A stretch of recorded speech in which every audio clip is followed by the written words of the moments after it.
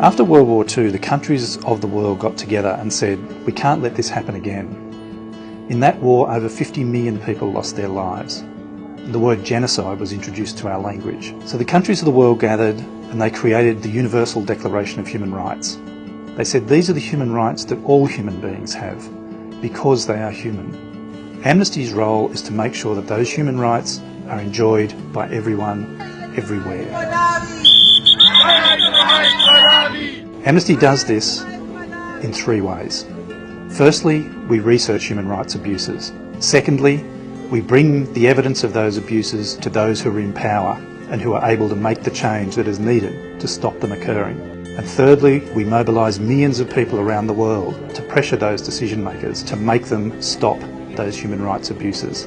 One of the things that makes Amnesty unique is that for 50 years it's been a grassroots movement.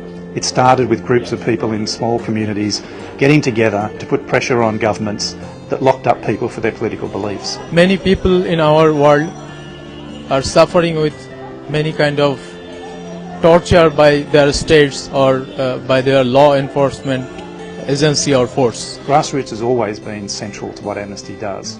It's a worldwide movement of millions of people, with hundreds of thousands here in Australia, who get together and work in their communities to protect their own human rights and the human rights of people around them and the human rights of people around the world.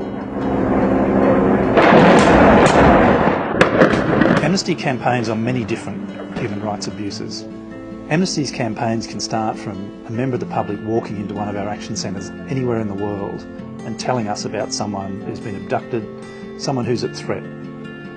We research, we make sure we know what's happening, and then we campaign if we find that human rights abuses are occurring. But our campaigns can also come from long-term strategic thinking. What can we change about the world to make it safer for people? And it's those sort of campaigns, for things like the Convention Against Torture and a global arms trade treaty, that potentially save the lives of millions of people.